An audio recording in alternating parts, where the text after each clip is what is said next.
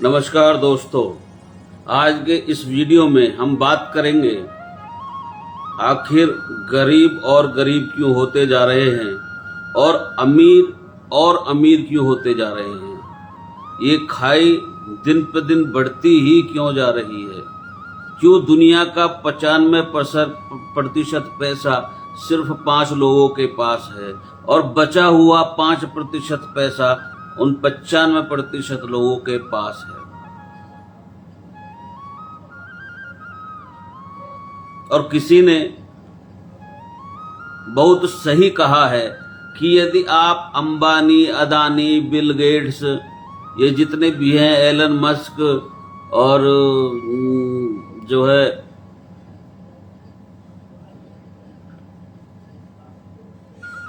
Warren Buffett और भी कई अमीर हैं, इन सब अमीर लोगों से उनका सारा पैसा वापस ले लो और दुनिया के सभी लोगों में बराबर बांट दें, तो कुछ सालों के बाद वो पैसा वापस उन्हीं के पास आ जाएगा।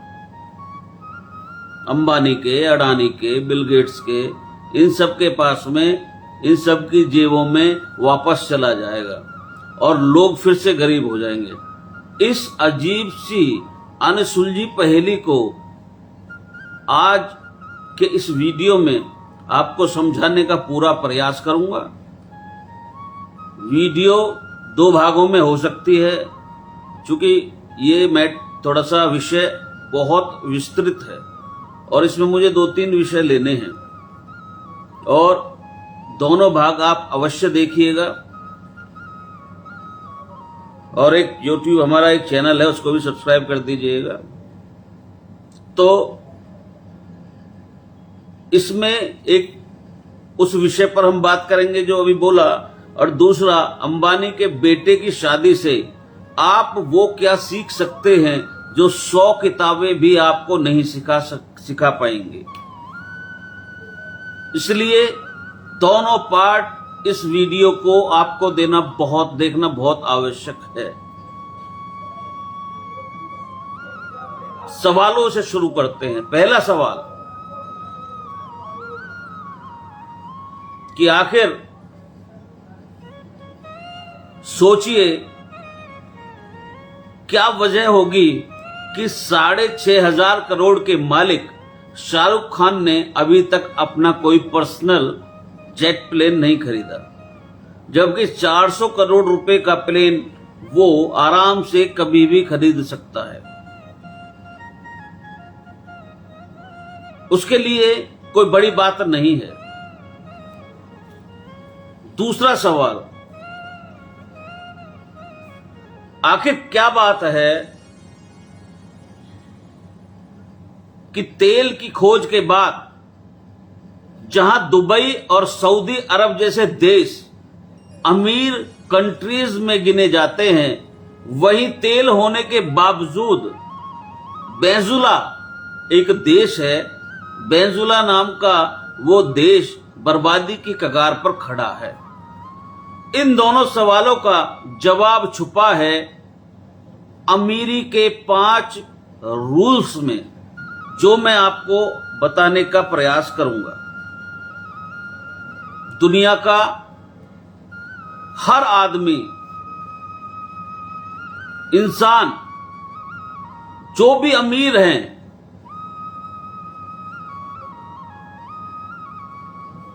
चाहे अंबानी हो, चाहे अडानी हो, चाहे जोकरबर्ग हो, चाहे रतन टाटा क्यों न हो, सब कानून की तरह इन 5 सूत्रों को फॉलो करते हैं,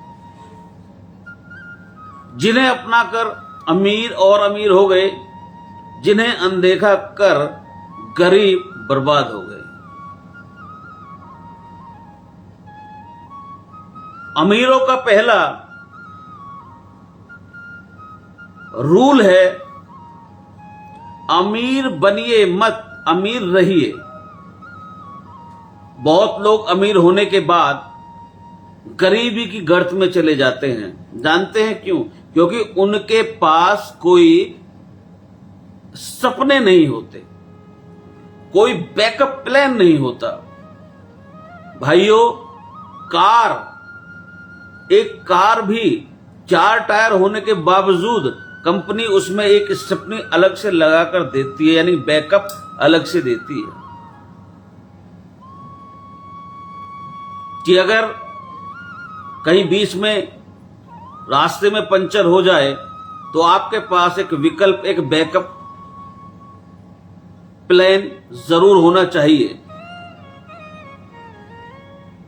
कुछ सपोर्ट जरूर होनी चाहिए ताकि अचानक आई मुसीबत का सामना आप कर सकें।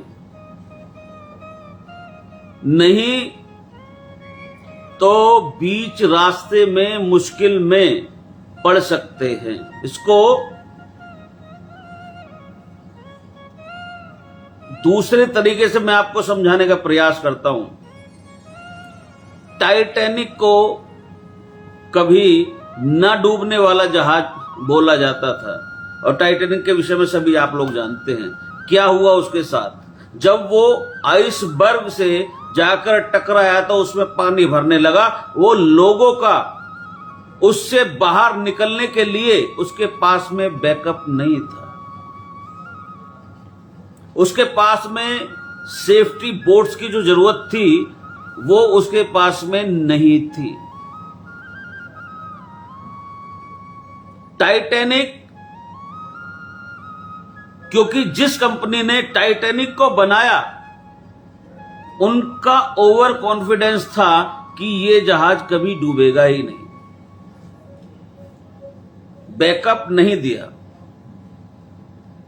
लापरवाही से 1500 लोग मारे गए।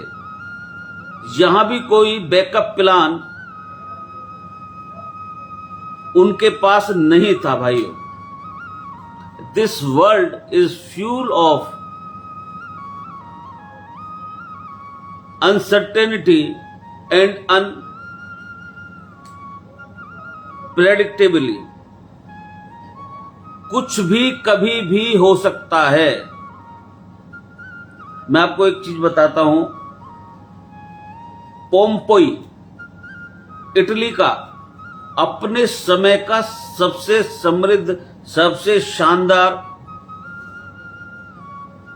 और सबसे खुशहाल शहर था इटली का।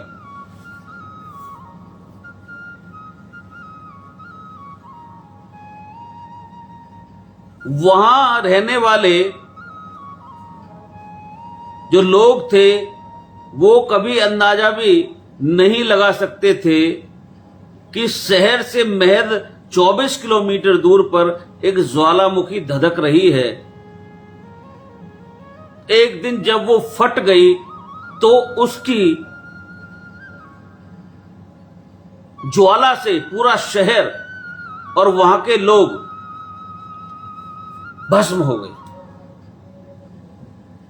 एक झटके में राख हो गए।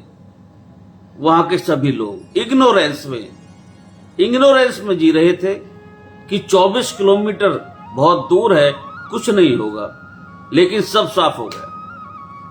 ऐसे ही 2013 में 11 सितंबर को वर्ल्ड ट्रेड सेंटर की बिल्डिंग में बैठे और काम कर रहे लोगों को ये नहीं मालूम था कि न उन्होंने कभी यह सोचा होगा कि उस बिल्डिंग में काम करने का उनका वह आखिरी दिन था। मैं ये सब बातें आपको इसलिए बता रहा हूं क्योंकि मैं आपको यह समझाना चाहता हूं कि अमीर सिर्फ बनिए मत, अमीर रहिए।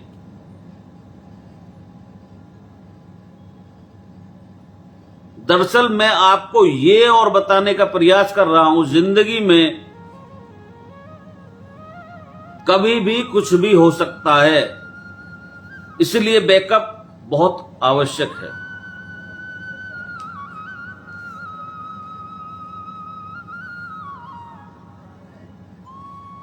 अगला जो बहुत इंपॉर्टेंट रूल है, जो खरीद सकते हो वो बिल्कुल मत खरीदो, जो अफोर्ड कर सकते हो वो खरीदो। अमीर आदमी अपनी इनकम के हिसाब से खर्च करता है और गरीब आदमी अपने शौक के हिसाब से खर्च करता है। बेशुमार दौलत होने के बावजूद भी शाहरुख खान अपने लिए प्राइवेट जेट नहीं खरीद पाया आज तक, जबकि शाहरुख खान की बहुत लंबे समय से इच्छा है। 6,500 करोड़ की उसके पास दौलत है, वो जब चाहे 400 करोड़ का प्राइवेट जेट आसानी से खरीद सकता है। बात पैसे की उसके लिए नहीं है, बात यह है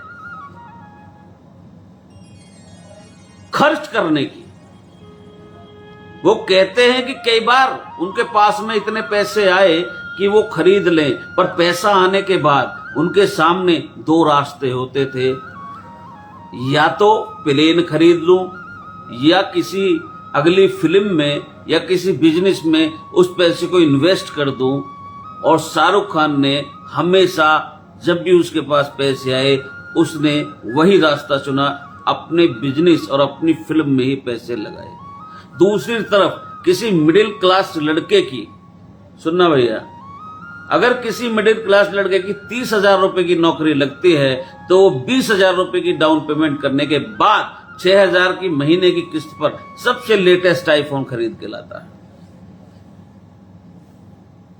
इसलिए गरीब की गरीबी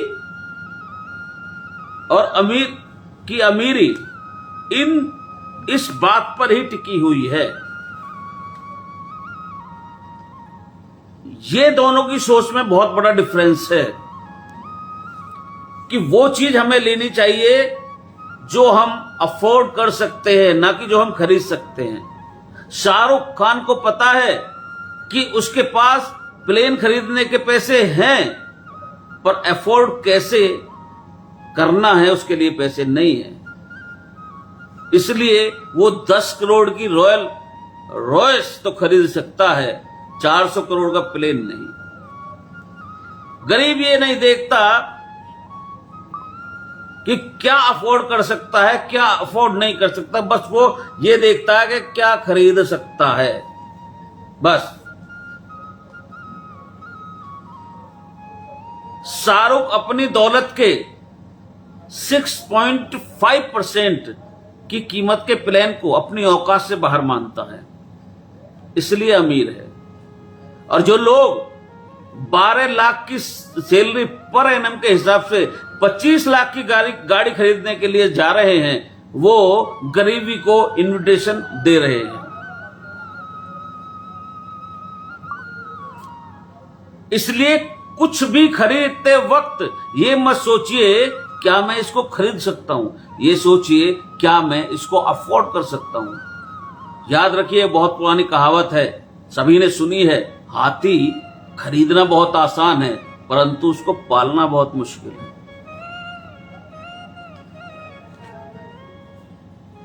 और मेरा ये पक्का विश्वास है, जो चीज आप खरीद सकते हैं बिल्कुल जरूरी नहीं कि उसे आपको लेना ही चाहिए।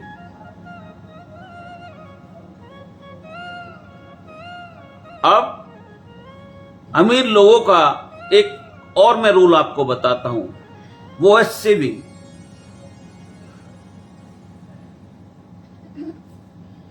बड़े बुजुर्ग हमेशा कहा करते थे, money saved is money earn. 1920 में बेल्जियोला नाम के एक देश में तेल की खोज हुई। साल 1960 आते आते ये देश बेहद गरीब हो गया।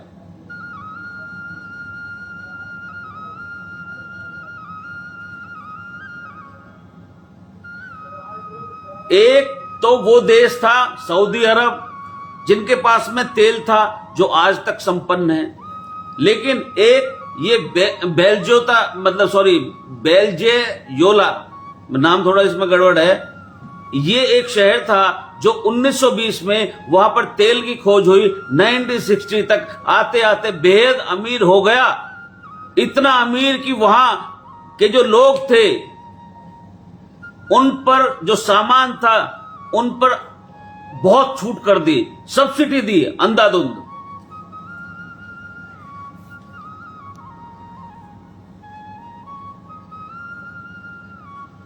लोगों का जीना बहुत सुखद हो गया, समृद्धि देश में आ गई। परंतु 1980 के बाद कई कारणों से तेल से कमाई कम होना शुरू हो गई। सरकार ने लोन ले लिया। जब सरकार लोन की किस्त नहीं भर पाई तो कर्ज बढ़ गया और हालात ये हो गए कि ये जो देश है, मैं नाम भूल रहा हूं इसका, वेनेजुएला है, इसकी करेंसी गिरते गिरते इतना गिर गई कि आपकी जेब में रखा एक भारतीय रुपया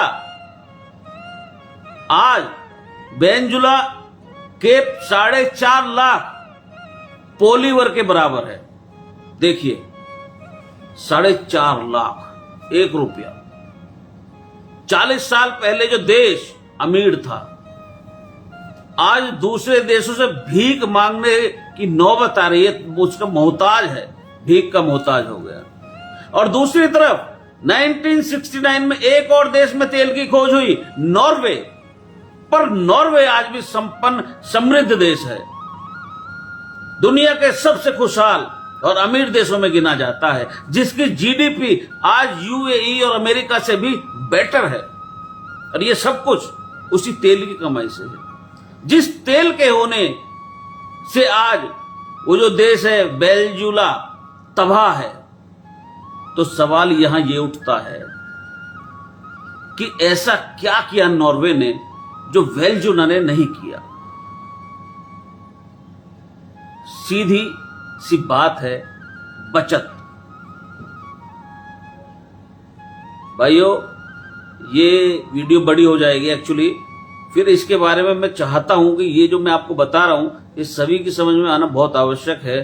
और खास करके जो नए नए लड़के जो कमाना शुरू करते हैं, आपने देखा होगा कि वो सेविंग तो जानते नहीं सेविंग क्या होती है, बल्कि वो मैंने बताया 30,000 की उसकी सैलरी है तो वो 1 लाख रुपए का आईफोन खरीदने चला जाता है। इसी तरीके से उसके पास स्थिति खराब होती चली जाती है, उसके शौक बढ़ते चले जाते हैं, शौक के आधार पर पैसा खर्च करते हैं, जबकि हमें अफोर्ड जिस चीज को हम कर सकते हैं उसके आधार पर पैसा खर्च करना चाहिए। इससे आगे नॉर्वे ने क्या किया जो वो आज भी समृद्ध संपन्न है, जीडीपी इतनी बेहतर है, वो मैं कल आपको बताऊंगा। आप सबने मुझे सुना, बहुत बहुत धन्यवाद। जय जय श्री राम।